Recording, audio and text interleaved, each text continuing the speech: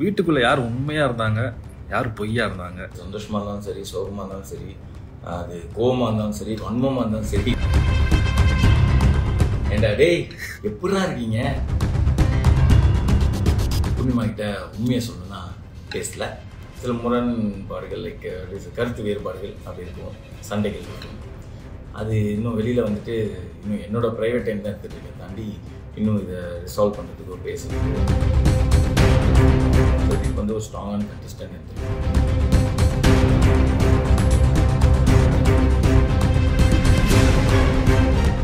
So நீங்கள் வீட்டு விட்டு வெளில வந்த பிறகு உங்களுக்கு இப்போ எப்படி ஃபீல் ஆகுது? பிக் பாஸ் முன்னாடி, பிக் பாஸ் அப்புறம் சொல்லலாம். இப்போ பிக் பாஸ் போயிட்டு வந்ததுக்கு அப்புறம் வந்து ரொம்ப ஹாப்பியாக இருக்குது. வீட்டை விட்டு வெளில வந்தாலே எல்லாரும் வந்து விஷயம் சொல்லும் போது ரொம்ப சந்தோஷமாக இருக்குது. அதை தாண்டி வந்து ஏண்டா டே அப்படின்னு போடும்போது இன்னும் ஹாப்பியாக இருக்குது.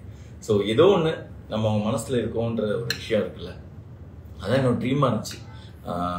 எங்கேயாவது இவங்களை கவர்ந்துட மாட்டோமா, அவன் மனசில் போய் மக்களோட மனசில் வந்து நம்ம ஏதாவது இடம் பிடிக்க மாட்டோமான்னு ஒரு ஏக்கம் இருந்துகிட்டே இருந்துச்சு. இன்றைக்கி நான் அதை வந்து நிறைவேற்றிட்டேன்னு எனக்கு ஒரு ஹாப்பி.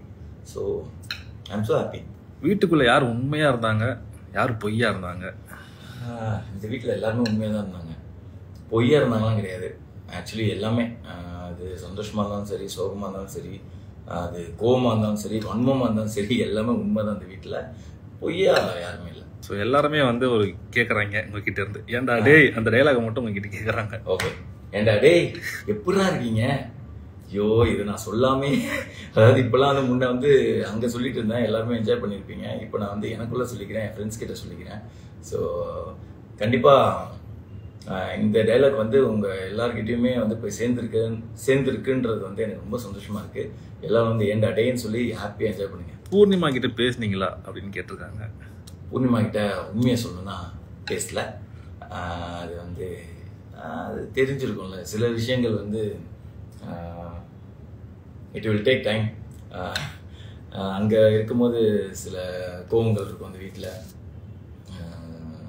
எப்படி சொல்கிறது, என்ன சொல்கிறது,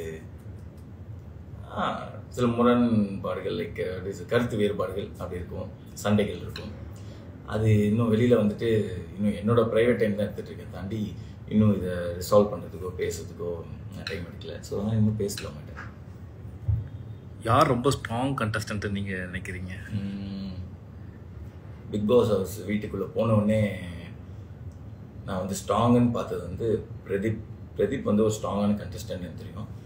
அதுக்கப்புறம் வந்து மாயா, அவங்க ஸ்ட்ராங் கண்டஸ்டன்ட்டு. அதுக்கப்புறம் வைல்ட் கார்டு வந்ததுக்கப்புறமே தினேஷ் ப்ரோ, அவர் ஒரு ஸ்ட்ராங் கண்டஸ்டன்ட்டு. விசித்ரா மேம், அவங்க ஸ்ட்ராங் கண்டஸ்டன்ட் தான். தாண்டி வந்து ஆக்சுவலி எல்லாருக்குமே ஒரு இண்டிவிஜுவல், அவங்க ஒவ்வொரு விஷயத்தில் வந்து அவங்க ஸ்ட்ராங் தான். இவங்க ரொம்ப நோட்டபுளாக இருந்தாங்க. இவங்களுக்கு at least they know how to move the like ஒரு காயின் எப்படி மூவ் பண்ணணும்னு தெரியும். சில விஷயங்களை வந்து இந்த கார்ட்ஸ் எப்படி சேஞ்ச் பண்ணுறதுன்னு தெரியும். ஸோ ஸ்ட்ராங் கண்டஸ்டன்ட் தான் இவங்க எல்லாருமே சொல்லுவேன். அர்ச்சனா கூட ஸ்ட்ராங் தான். உங்களுக்கு பிடிச்ச கண்டஸ்டன்ட்னா? எனக்கு அங்கே நிறைய பேர் பிடிக்கும். லைக் மணி எனக்கு பிடிக்கும், ரவீனா பிடிக்கும், அப்புறம் தினேஷ் ப்ரோ பிடிக்கும், அர்ச்சனாவும் பிடிக்கும். அர்ச்சனாகிட்ட என்னன்னா ஒரு நல்ல ஒரு குணம் இருக்குது. ஷீ வில் லைக் ஒரு கேர் ஒன்று கொடுப்பாங்க. ஸோ அதை நான் வந்து வெளியில் வந்து நிறைய புரிஞ்சுக்கிட்டேன். பிகாஸ் அங்கே இருக்கும்போது என்னோடய விஷயம் தாண்டி சில விஷயம் நடக்காதில்ல. இங்கே வெளியில் வந்து நான் சில வீடியோஸ் பார்க்கும்போது, கிளிப்பிங்ஸ் பார்க்கும்போது she is very nice. So இந்த மாதிரி சில கேரக்டர்ஸ் எனக்கு கூல் சுரேஷனை ரொம்ப பிடிக்கும். ஏன்னா பிகாஸ் எனக்கு பிகினிங்லேருந்து ஒரு சப்போர்ட் ஃபேக்டராகவே இருந்தார். அவர்கிட்ட நம்ம என்ன வேணால் பேசலாம், ஜட்ஜ் பண்ண மாட்டார். அதை தாண்டி வந்து கரெக்டான ஒரு கைடன்ஸ் ஒன்று கொடுப்பாரு. வேணாண்டா, வேணும்டா, இது பேசாதன்னு ஒரு விஷயம் சொல்லுவார். ஏன்னா எல்லா வாட்டியுமே நம்ம கரெக்டாக இருக்க முடியாதுல்ல. ஒரு பேட் டே, ஒரே ஒரு நாள் வந்து வாழ்க்கையை மாற்றி போடும். ஸோ இந்த ஒரு விஷயத்துக்கு வந்து அங்கே யாராவது ஒரு ட்ரஸ்ட் வர்த்தி அப்படின்னா நான் கூல் சுரேஷன் நான் சொல்லுவேன். ஸோ இந்த மாதிரி இவங்கெல்லாம் வந்து என்னோட குட் புக்ஸில் பயங்கரமாக. பிபி வீட்டில் நீங்கள் கற்றுக்கிட்ட ஒரு விஷயம்? கற்றுக்கிட்டேன், நிறைய விஷயம் கற்றுக்கிட்டேன். ஆக்சுவலி அது ஒரு பயங்கரமான ஒரு விஷயங்க. இந்த உலகத்தில் இந்த மக்களோட வாழ்கிறதுக்கு வந்து ஒரு சரியான ஒரு எப்படி சொல்கிறது, ஒரு புரிதல். ஓகேங்களா, இவங்களோடலாம் எப்படி நம்ம லைஃப்பில் வந்து நிறைய விஷயங்கள் வந்து எப்படி சொல்கிறது, சில பேர் என்ன நினைப்பாங்க, எப்படி பேசணும், நிறைய விஷயங்கள் இந்த வீடு கற்றுக் கொடுத்துருச்சு. அது வந்து வாழ்க்கைக்கு ஒரு அனுபவம் இந்த ஒரு பிக் பாஸ் வீடு. ஸோ நான் வந்து இப்போலாம் கோவமே படுறதில்லை. ஸோ அங்கே வீட்டில் பார்க்கும்போது பையன் என்ன அவ்வளோ கோவப்படுறான் அப்படின்னு. இதுதான் நான் கோவப்பட மாட்டேன். பட் அங்கே வந்து அங்கே தெரில, அது ஒரு ஒரு ஒரு விஷயம் அங்கே நம்மளை கேள்வி கேட்டுகிட்டே இருக்கும்போது ஒரு கோவம் ஒன்று வரும். ஆனால் இப்போ வந்து நான் கோவமே படக்கூடாது, சில்லாக இருக்கணும் அப்படின்னு. பட் கோவப்படாமல் இருக்க முடியாது, எங்கேயாவது ஒரு இடத்துல கோவப்பட்டுருவோம். அந்த பொறுமை, நிதானம், தெளிவாக பேசுறது, இந்த ஒரு விஷயங்கள், அந்த பாயிண்டாக பேசுறது, அந்த விஷயம் நான் கற்றுக்கிட்டேன். எல்லாத்துலேயும் வந்து பாயிண்டாக பேசுவாங்க அங்கே, அந்த வீட்டில் எல்லாருமே பாயிண்டாக பேசுவாங்க. ஸோ அந்த விஷயங்கள் கற்றுக்கிட்டேன். அதை தாண்டி உண்மையாக இருந்துட்டால் பிரச்சனை இல்லை, அதை நான் கற்றுக்கிட்டேன். உண்மையாக இருந்துருவோம், என்ன தோணுதோ அதை பேசிடுவோம், அந்த விஷயம். அடுத்து எப்போ அந்த 10,000 வாழை வெடிப்பீங்கன்னு கேட்குறாங்க. 10,000 வாழை வெடிச்சிட்டேனே, நான் சொன்னேன் செஞ்சுட்டேன். ஓகே, மக்கள்லாம் ஹாப்பியாக இருப்பீங்கன்னு நினைக்கிறேன். ஸோ அதை சொன்னேன் செஞ்சுட்டேன். ஸோ நீங்கள் ஹாப்பினா நான் ஹாப்பி. எபிசோட்ஸ்லாம் பார்த்தீங்களா? எபிசோட்ஸ் பார்க்கல, ஆனால் நிறைய கிளிப்பிங்ஸ் பார்த்தேன். நல்லதும் பார்த்தேன், கெட்டதும் பார்த்தேன். என் பின்னாடி பிச் பண்ணதும் பார்த்தேன், என்னை பற்றி நல்லா சொன்னதையும் பார்த்தேன். ஸோ ரெண்டுமே பார்த்தேன். இப்போ வெளியில் வந்த பிறகு யார்கிட்ட பேசுனீங்க? தினேஷ் ப்ரோகிட்ட பேசினேன், மணிகிட்ட பேசினேன், ரவீனாகிட்ட பேசினேன், அர்ச்சனாகிட்ட பேசினேன், ஐஷு கிட்ட பேசினேன், கூல் சுரேஷன்ட்ட, அது ஃபர்ஸ்ட் அவர் பேர் தான், கூல் சுரேஷன்ட்ட பேசினேன். பிராவோட்டெல்லாம் டெய்லி சுற்றுறேன் அவங்க கூட. ஸோ நல்லா இவங்கெல்லாம் வந்து நான் டச்சில் இருக்கேன். தினேஷ் ப்ரோவை பற்றி ஒரு ஃபியூ வேர்ட்ஸ் சொல்லுங்கன்னு கேட்டிருக்காங்க. தினேஷ் ப்ரோ வந்து ஒரு ஆக்சுவலி பார்த்தீங்கன்னா எனக்கு அவர் முன்னே தெரியும், ரொம்ப க்ளோஸ் கிடையாது. பட் அந்த வீட்டுக்கு வரும்போது எனக்கு அவரை பற்றி எனக்கு வெளியில் தெரியும். ஓகே, இவர் வந்து ரொம்ப ரஃப் அண்ட் டஃப்பான ஒரு ஆளுன்ற மாதிரி நான் கேள்விப்பட்டிருக்கேன். பட் மீடியா சர்க்கிளில் நம்மளுக்கு தெரிஞ்சனால, பட் ஒரு க்ளோஸ் கனெக்ஷன்லாம் எதுவுமே கிடையாது.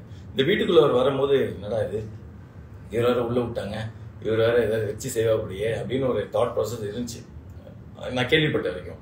ஆனால் he has a very good art, like நல்ல மனசு இருக்குது. எனக்கு வந்து ஒரு எண்ட்லலாம் பார்த்தீங்கன்னா எங்களோட காம்போ ஒரு ட்ரியோ அப்படின்னு சொல்லுவாங்க, இல்லை 3 பேர், நான், மணி, தினேஷ் ப்ரோலாம் வந்து ஃபன் பண்ணியிருப்போம். ஸோ அவர்கிட்டே ஒரு நல்ல மனசு இருக்குது. Is a nice person. அது சில பேர் அதை புரிஞ்சுக்க மாட்டாங்க, but is a nice person. Actually எனக்கு அவர் ரொம்ப பிடிக்கும்.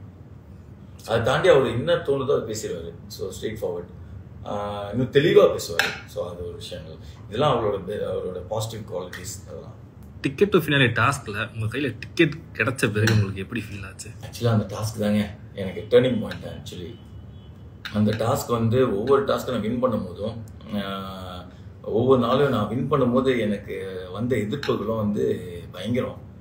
ஆனால் அதெல்லாம் வந்து கடந்து நான் அந்த டிக்கெட்டு ஃபினாலே அந்த டாஸ்க் அந்த ஒரு டிக்கெட்டை வாங்கும்போது பயங்கரமான ஹாப்பி. ஒரு ரெட் கார்பெட்டில் எனக்கு ஒன்று கொடுத்தாங்க. லைக் ஒரு ரெட் கார்பெட்டில் போய் அந்த காயின் நான் எடுத்து அந்த பாயிண்ட்ஸ் எல்லாம் உள்ளே வைக்கும் போது டிக்கெட் டக்குன்னு வந்துச்சு அந்த மூமெண்ட். அப்புறம் கமல் சார் வந்து விஷ்ணு அப்படின்னு சொல்லும்போது, சார் தேங்க்யூ சார் அப்படின்னு சொல்லுவோம். அந்த மூமெண்ட் எல்லாமே வந்து இன்னும் என் கண்ணிலே இருக்குது, மறக்கவே முடியாது.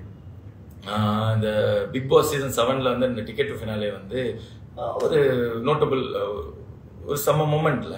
ஸோ அது நான் வந்து அந்த மூமெண்ட்ல நான் இருக்கேன்னும் போது எனக்கு ரொம்ப ஹாப்பியாக இருக்கு. ஸோ யாரும் மக்கள்லாம் மறக்க மாட்டாங்க என்ன.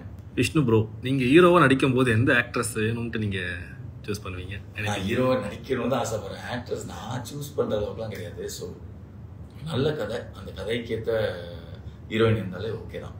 எல்லாருமே நல்ல லைக் இவங்க தான், இவங்க கூட தான் நடிக்கணும், அவங்க கூட தான் நடிக்கணும்லாம் கிடையாது. பட் எனக்கு ட்ரீம், அதாவது என்னோட க்ரஷ் அப்படின்னு நீங்கள் சொன்னீங்கன்னா ரஷ்மிகா மந்தனா வந்து எனக்கு ரொம்ப பிடிக்கும். இதெல்லாம் ரொம்ப ஓவராக இருக்கும், பட் சும்மா மக்களே கொச்சிக்காதீங்க, எனக்கு ரொம்ப பிடிக்கும் தான் சொன்னேன். மிர்னால் தாக்கர் இப்போது ரீசெண்டாக அவங்களுக்கு பிடிக்கும். அது எல்லா ஹீரோஸுமே ஓகே தாங்க, எனக்கு பிடிக்கும். பட் எனக்கு இவங்க 2 பேர் வந்து ரொம்ப ஒரு க்ரஷ், ரீசன்ட் க்ரஷ். ஸோ பெரிய ப்ராஜெக்டில் தியேட்டரில் உங்களை எப்போ பார்க்கலாம்? மிக விரைவில் என்னோட நெக்ஸ்ட் அப்டேட் வந்து அதுவாக தான் இருக்கும். ஸோ அதுக்கான ஒர்க் தான் போயிட்டுருக்கு. நான் வந்து அந்த ஒரு ஃபர்ஸ்ட் லுக் போஸ்டரோட உங்களை சந்திக்கிறேன். அடுத்த பிளான் ஆரம்பிச்சிச்சு, அதுதான் இந்த ஒர்க் தான் போயிட்டுருக்கு. அந்த ஃபர்ஸ்ட் லுக் வந்துச்சுன்னா ரொம்ப ஹாப்பியாக இருக்கும். அதை தாண்டி ஒரு நல்ல ப்ராஜெக்டில் உங்களை என்டர்டெயின் பண்ணுற மாதிரி ஒரு ப்ராஜெக்டை நான் லான்ச் ஆகணும்னு ஆசைப்பட்றேன். அதை தாண்டி எனக்கு ஒரு நல்ல ஒரு இடம் கொடுத்துருக்கீங்க. இந்த பிக் பாஸ் எனக்கு ஒரு நல்ல பிளாட்ஃபார்ம் கொடுத்துருக்கு. பாசிட்டிவாக இருக்கேன், பாசிட்டிவான கமெண்ட்ஸ் இருக்குது. மக்கள் வந்து என்னை பாசிட்டிவாக லைக் என்னை ரிசீவ் பண்ணிட்டாங்க. இதெல்லாம் ரொம்ப ஹாப்பியாக இருக்குது. அதை தாண்டி வந்து எனக்கு ஆர்கானிக்காக இவ்வளோ பேர் எனக்கு சப்போர்ட் பண்ணுறது, எனக்காக விஷ் பண்ணுறது எல்லாமே எனக்கு வந்து ஒரு க்ளவுட் நைன், ஒரு சந்தோஷமான ஒரு மூமெண்ட் என் லைஃப்பில் இப்போ இந்த பீரியட். இதுக்கு நான் உங்கள் எல்லாருக்கும் தான் தேங்க் பண்ணணும். ஃபஸ்ட்டு நான் வந்து Vijay TV, hot star, Endemol, அதை தாண்டி வந்து மக்கள் எனக்காக ஓட் போட்டு 105 நாள் எங்கள் வீட்டுக்குள்ளே வச்சுருந்துருக்கீங்க. கண்டிப்பாக நான் உங்களை என்டர்டெயின் பண்ணியிருப்பேன். எங்கேயாவது ஏண்டா டேலாம் பயமாயிட்டு. ஸோ அதனால் வந்து இட்டு இல்லை, லைக் உங்கள் மனசில் ஒரு அங்கே ஒரு நல்ல ஒரு மொமெண்ட் ஒன்று கொடுத்துருக்கேன். நல்ல ஒரு வார்த்தையை வந்து உங்கள் மனசில் ரிஜிஸ்டர் ஆகிற மாதிரி கொடுத்துருக்கேன். அது எனக்கு ரொம்ப சந்தோஷமாக இருக்குது. So thanks. ஆக்சுவலி நான் தான் உங்களுக்கு தேங்க் பண்ணணும். ரொம்ப தேங்க்ஸ். எனக்கு இப்படி ஒரு இடம் கொடுத்ததுக்கு ரொம்ப ரொம்ப நன்றி. நன்றிகள். யா, தேங்க்யூ.